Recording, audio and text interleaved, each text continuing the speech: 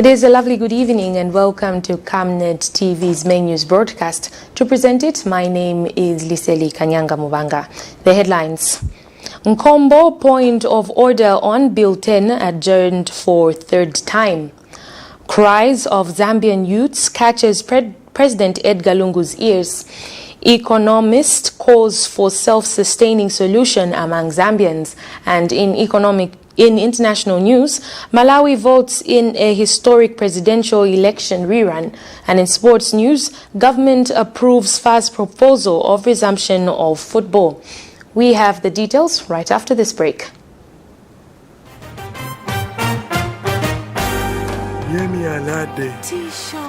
Can I have that meal over there? And I really want that crisp, fresh apple taste from the garden.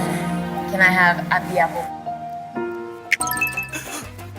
I think I'll have my big bite 2 meal with happy waziwaka. Give us your enjoy an appetizing big bite meal with an happy drink of your choice. A meal is not a meal without an happy drink.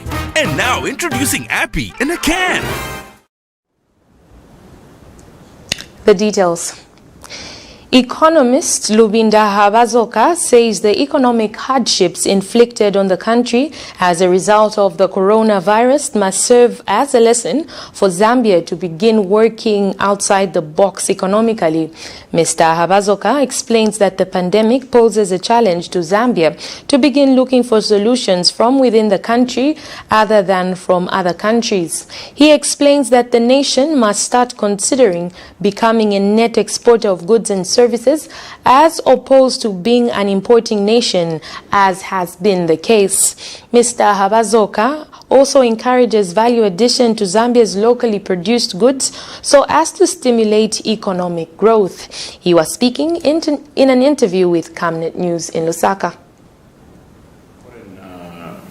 Producers of goods are given a priority on the shelves of chain stores. The President has given a directive to the ministry responsible for commerce to ensure that Zambians are considered. It's up to now the producers themselves to engage aggregators that are going to be aggregating all their produce that they have to ensure stable supply of commodities in supermarkets.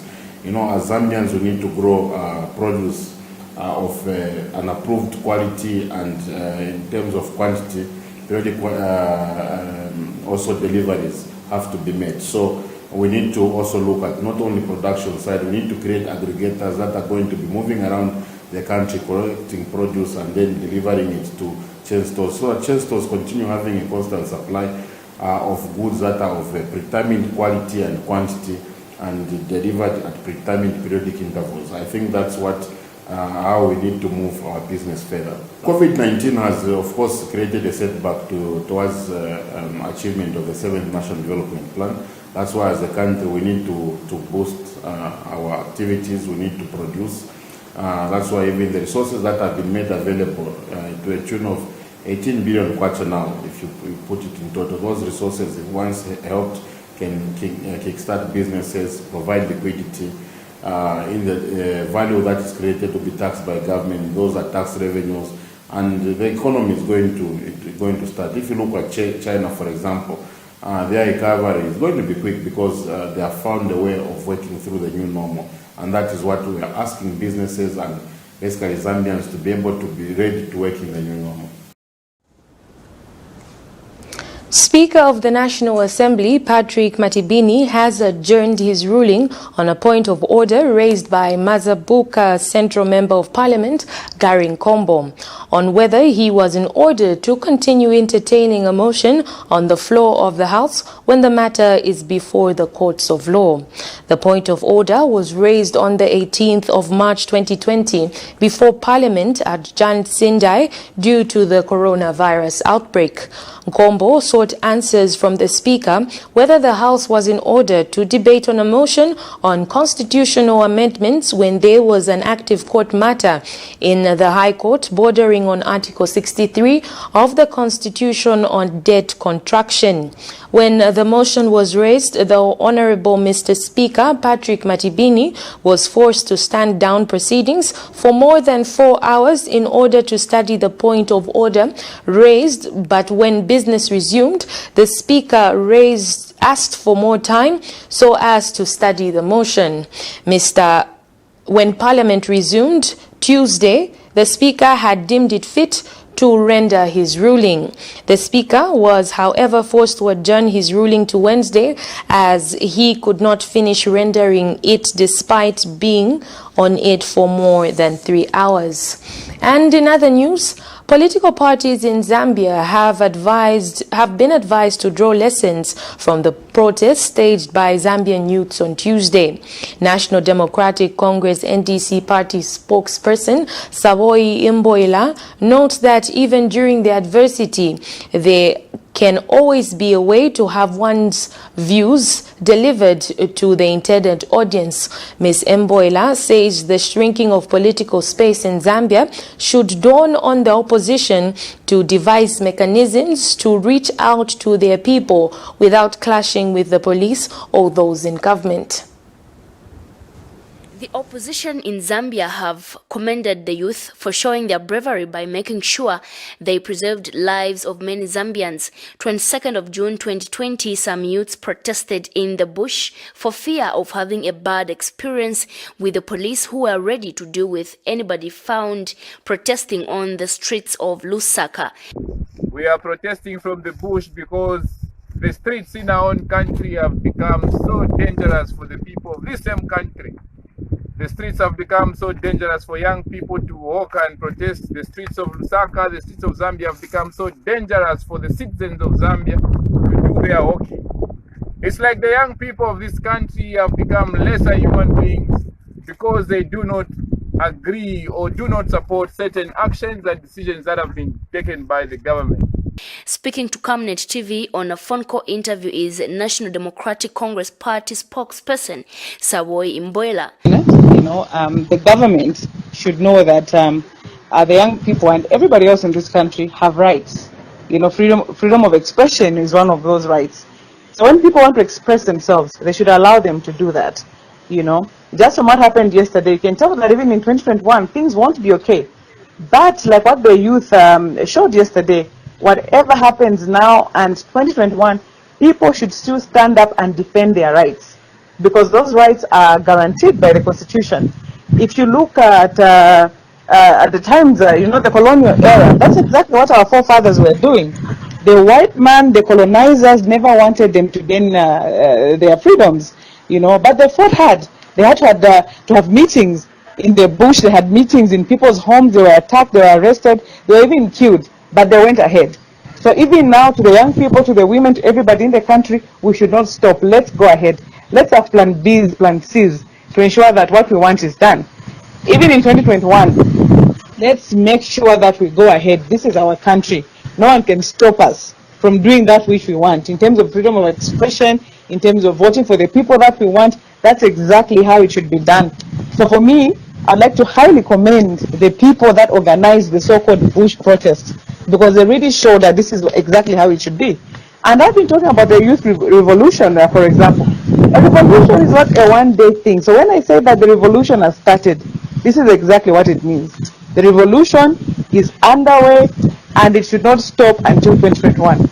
Ms. Imboila has called on all well-meaning Zambian citizens to always fight for their rights as she advised political party leaders to make sure peace is maintained in the upcoming 2021 general elections. Ms. Imboila added, political parties in Zambia should make sure they emulate the youths as what transpired on the 22nd of June 2020 is something that should be commended.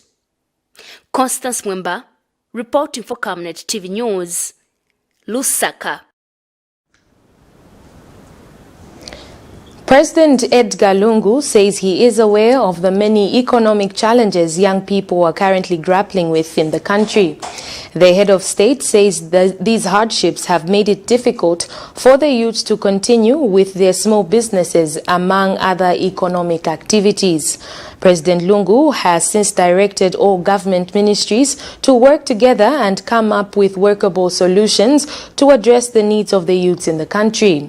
The president's sentiments have been confirmed by Information and Broadcasting Services Minister Dora Silia in a media statement to the media. Speaking during a brainstorming meeting with 4 other cabinet ministers in her office Wednesday morning, Ms. Silia said government will ensure that it holds hands with young people so that they can go back to their normal businesses.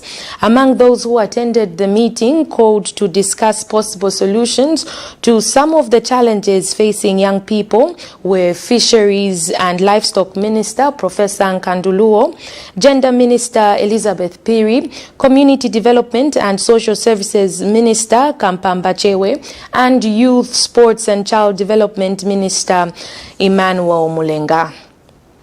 Following the alerts on the falsified and standard medicines smuggled on the Copper Belt, the Zambia Medicines Regulatory Authority says it has extended its mini laboratory testing to the Copper Belt Regional Office. The program will enable the authority to conduct random sampling and testing of medicines and also preliminary tests on suspicious medicines in the region.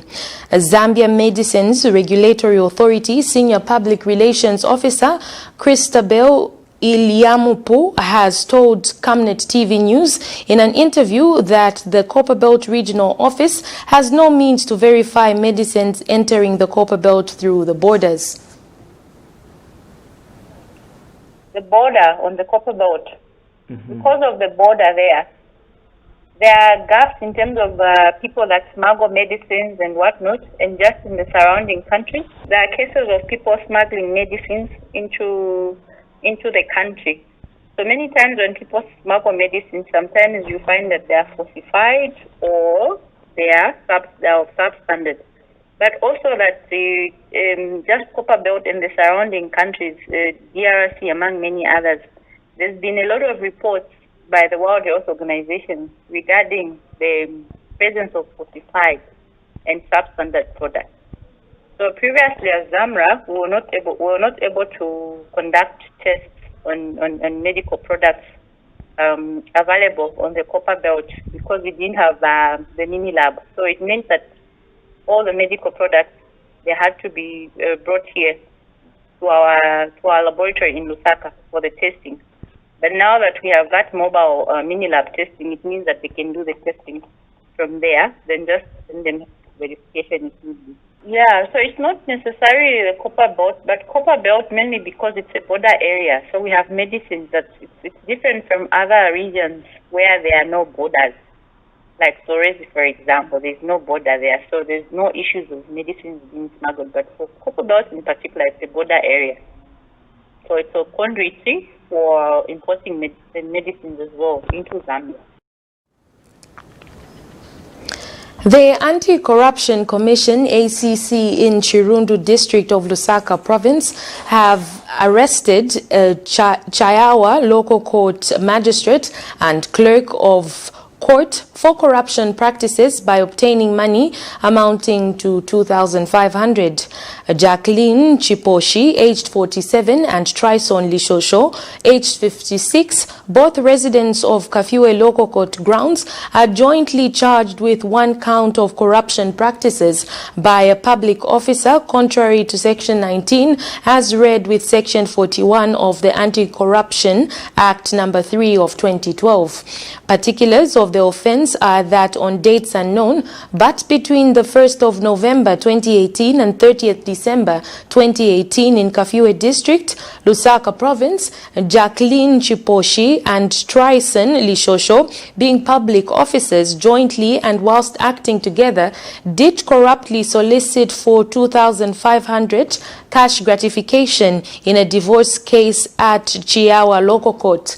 Details are that on the 3rd of December 2018, 2018 in Kafue District, Lusaka, Magistrate Chiposhi, being a public officer, corruptly received 2,500 cash gratification as an inducement or reward to reduce the compensation payable in a divorce case at Chiawa Local Court. The duo has since been released on bond and will appear in court soon. This is obtained in a statement issued to Camnet News by ACC Corporate Affairs Officer Christo Mwale. For now, we take our first set of commercials, but do stay tuned as we have more interesting stories lined up for you. Don't go away. To increase sales of your products and services, advertise on Camnet TV. Reach your clients and target markets directly and see your business grow. For special rates, you can contact our marketing department on 0955 664 305 or 0978 290 626. Camnet TV. Not just another channel. Stay home, stay safe. Times have changed. With the advent of the coronavirus, Lusaka Water Supply and Sanitation Company would like to advise its esteemed customers to avoid visiting crowded places. You don't have to move to pay your water bill. You can do it in the convenience of your home. You can pay your water bills through Zanaco Zapit, Stanbic Bank, Standard Chartered Bank, and FNB. You can also use Airtel, MTN, and Zamtel Kwacha mobile money transfer services. For any inquiries to report a fault, please contact our customer service on +260 211 251 571, +260 975 618 618, and toll-free line 5957, Zamtel only. You can also simply email customer service @lwsc.com. This public announcement is brought to you by the Lusaka Water Supply and Sanitation Company. Water is life. Sanitation is health.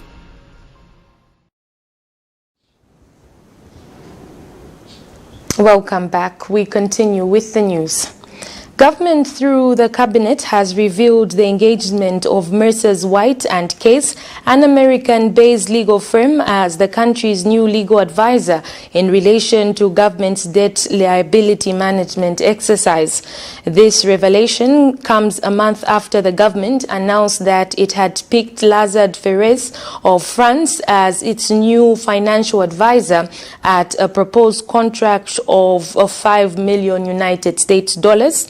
It is, however, unclear how much the American legal firm will be paid for the services it will render to the Zambian government. Meanwhile, Minister of Finance Dr. Walyangandu could not respond to this reporter as he was busy at press time. We have more in this report. It was a subject of debate after government announced that it had picked Lazard Ferrez of French as its financial advisor on the liability management of its debt portfolio at a proposed contract of $5 million United States dollars. But following a cabinet meeting held on Monday, the 22nd June 2020, government has also revealed that it has engaged an American-based legal firm, Messrs. White and Case, as its new legal advisor in relation to the liability management of its debt portfolio. It is, however, not clear how much government will pay the legal firm in addition to the $5 million United States dollars it intends to pay its financial advisor. I don't have the time now to discuss it, but because right now I'm held up.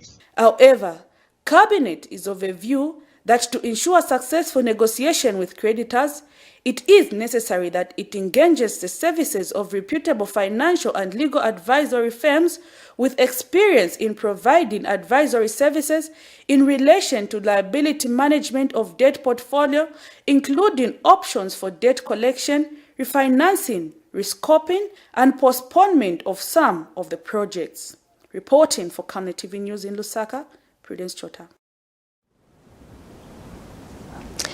Government through the Cabinet has approved the establishment of the 8 billion economic stimulus package through issuance of the COVID-19 bond.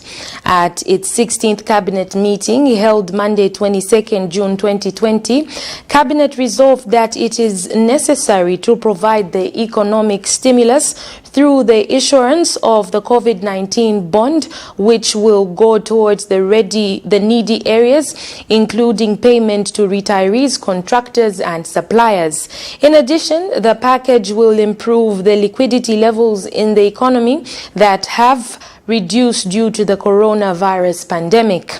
And Chief Government Spokesperson Doris Ilia has told Camnet TV News in an interview that the 8 billion bond is different from the earlier 10 billion kwacha COVID-19 economic stimulus package released by government to be released to the financial institution.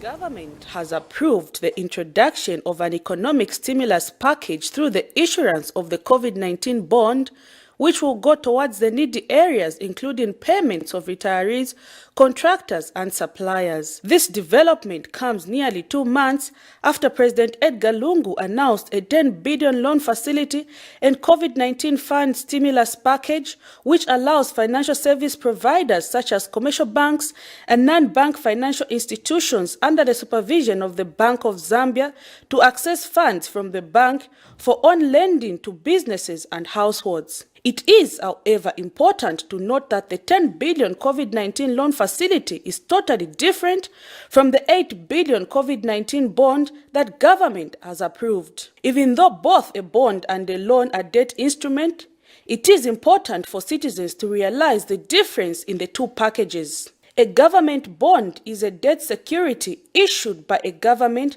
to support its spending, while a loan is usually provided by a private bank with a variable interest rate in terms of payments. There are 10 billion from Bank of Zambia. It's a loan to banks to lend to businesses. Now, this COVID one, it's a COVID bond. It's government itself that is borrowing this COVID bond through Ministry of Finance. It will go through the usual processes to say what are the most important areas where people have suffered because of COVID. And the Minister of Finance will tell you that I don't have money because copper price is not bringing enough money, because Zambian traders are not going to China, so I'm not getting enough money. So what is suffering the most? It means that those we pay cash transfer are suffering because government can't pay them. So the Minister of Community Development and the Minister of Finance will say, I think let's also pay cash transfer. Retirees, Minister of Finance will say, I'm failing to pay retirees. I don't have enough money because copper prices are so low because of COVID. So let me pay retirees.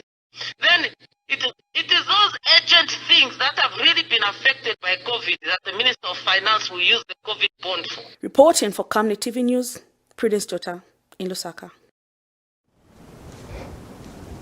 Meanwhile, at the same meeting, Cabinet approved the termination of the avoidance of double taxation agreement between the government of the Republic of Zambia and the government of the Republic of Mauritius, and initiated negotiations of a new agreement which will introduce shared taxing rights and anti-abuse clauses.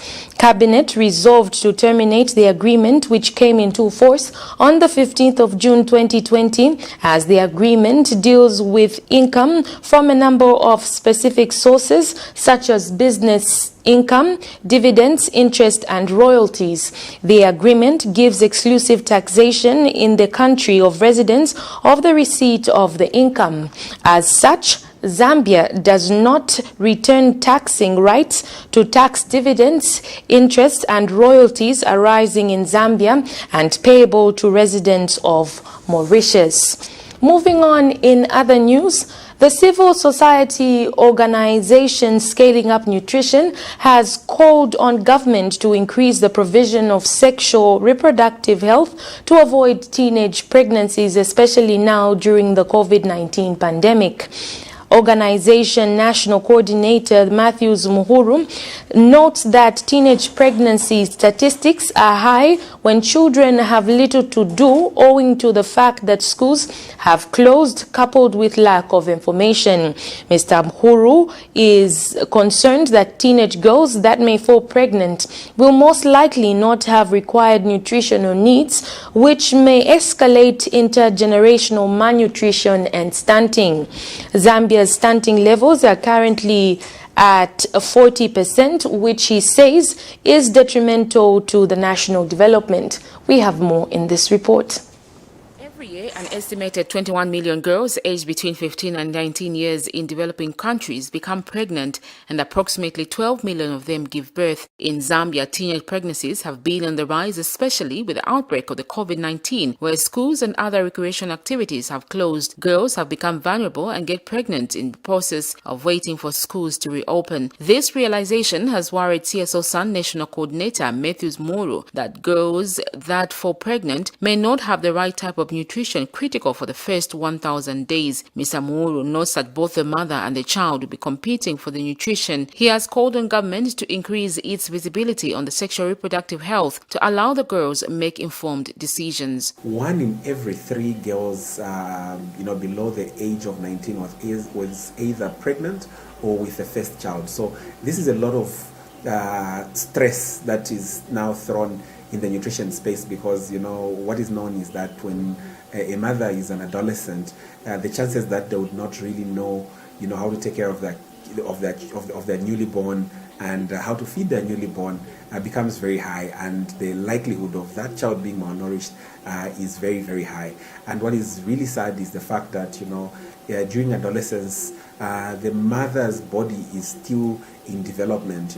The body is still developing, and now with the pressure that the new developing baby would exert, you find that now they start competing for nutrients. So the likelihood that both the mother and the child will be malnourished become very high, and just the intergenerational cycle of malnutrition becomes the situation. So this is really sad, and we just want to appeal to just the powers that be to see how sexual and reproductive health services can be extended to young people. Meanwhile, Mr. Muhuru says government should enhance its effort in the school feeding program, owing to the fact that the World Food Program has pulled out of this process. He says the feeding program is key to good health and nutrition, especially to young children. Yeah, so one of the things that we've noticed, I think, the World Food Program was a major player in the school feeding program, and as of last year, WFP has taken a back step and just providing technical support to government. Zambia's stunting levels are currently at 40%, with hopes that increased information on nutrition will reduce the numbers. Sharon Kalimbula, Camnet News, Lusaka. We now take our second set of commercials, but do stay tuned as we have sports and international news. I can take her a bit. Yes, my dear. I was thinking of getting you a Bugatti on your birthday. Really? I'm quiet. My name is Yana.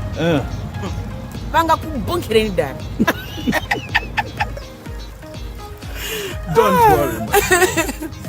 That's why there is insurance. Insurance? You heard me. Not just any kind of insurance, but Savenda General Insurance, a company that offers superior customer service, highly professional and dedicated staff. We are not just any insurance company, but an insurance company that actually pays our claims. We cover, among others, fire, marine, aviation, engineering, agriculture, motor vehicle, and miscellaneous insurance. So, live life to the full, knowing that Savenda General Insurance has got you covered. Savenda General Insurance. Insurance excellence. Dr. Bigron, musaibala komutienda ukuni gift na land. Uchenkubeti uibise mojo basaione. Oh! Mwina moshi, nakuletera njinga. Latest inaluvesi gear na mawaipa. Difficult tidi ashiria njinga. Liam 19 pendefcon. Transport, we got it. Nanga phone for communication. Ipu sana chizungu. Yeah, you see what I mean? It's a camera, difficult. It's communication. We got it. Inemomi powerful system ndimba ex-buzz mufumile kukalale na mnaimo muli bakumushi. We got it.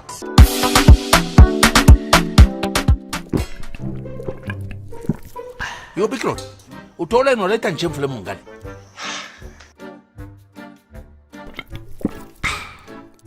Ngecho wachira pose na nchinshi. 1, 2, 3, both of you. Kabala ngempang. Don't be stupid.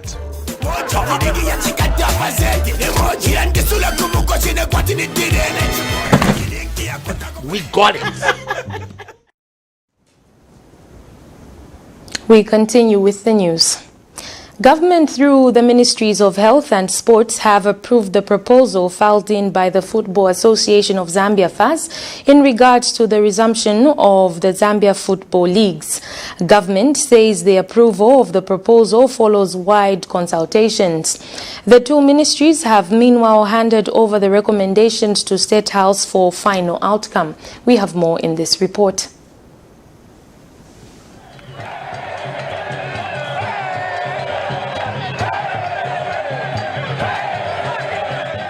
Zambian football leagues have been on hold since the introduction of COVID-19 pandemic in the country. And the Zambian football fans have not been at ease since their appetite to watch football games and to hear the loud cheering noises from the ground have not been quenched for quite a long time. In an interview with Football Association of Zambia communication manager Sydney Mungala confirmed with Camnet TV News that the proposal to resuming the Zambian football games have been approved. However, it awaits the ultimate direction to be given by the State House. I'd like to just say that we spent the whole of last week meeting the Minister of Sports and the Minister of Health to try and refine the proposal that we've given them as regards planning to start the league in the second half of July, which is maybe after July 15th.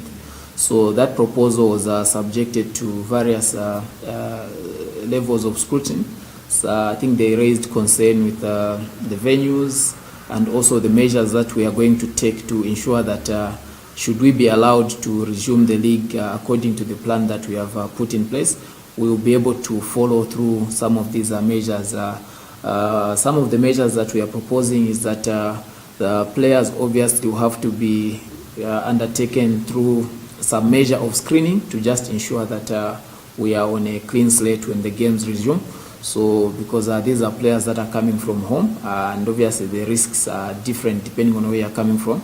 And clubs that are expected to camp their players, we did follow up with their medical contacts, and also the Ministry of Health has to check out the venues where these players sleep when they are in camp.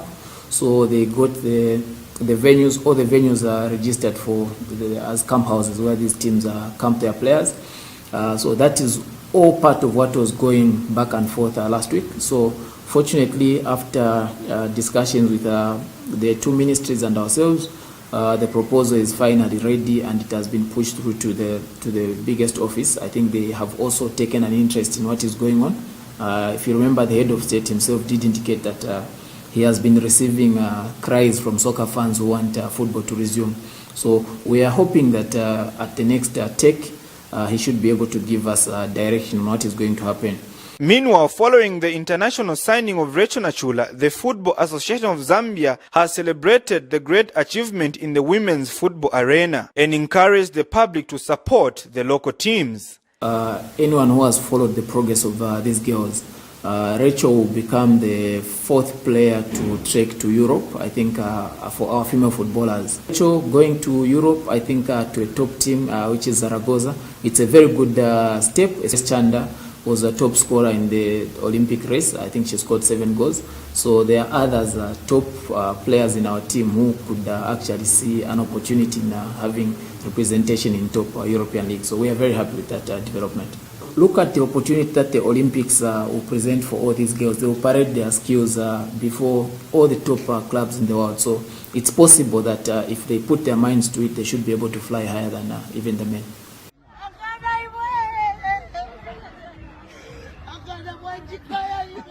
Reporting for Camnet TV News, Tennyson Kaunda II in Lusaka. And moving on in international news, The World Health Organization WHO has observed that 1 out of 2 children suffer from some form of violence each year. WHO Director General Tedros Adhanom says half of the world's children, approximately 1 billion, are affected by physical, sexual or psychological violence, leaving them with injuries, disability and death because countries have failed to follow up established strategies to protect them. The global organization says it has legally been established that lockdowns, school closures and restricted movements have far left too many abusers. We have more in this report.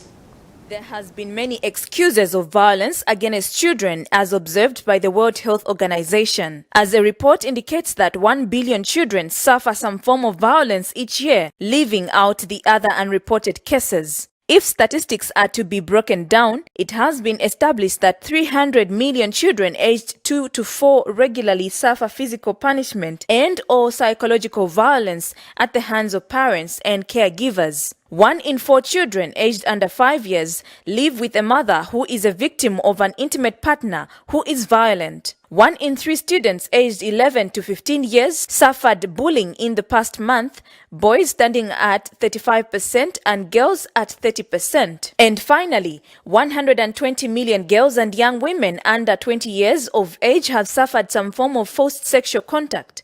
These forms of violence have led to victims suffering injuries, disabilities, psychological problems, and death. The World Health Organization Director General Dr. Tedros Adhanom says this is so because countries have failed to follow established strategies to protect the victims. Violence against the children has been in existence for years now, and a few fail to differentiate between discipline and violence, be it physical or psychological. These women have confirmed to have witnessed or heard of violence against children, cases that have continued to go unreported.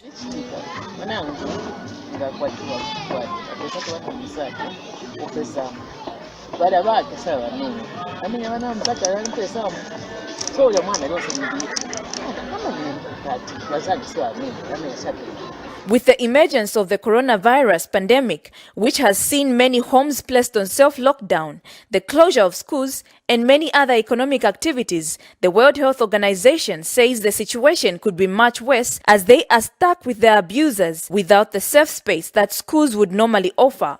Reporting for Camnet Television in Lusaka, Zambia, Namwinga Mwinga.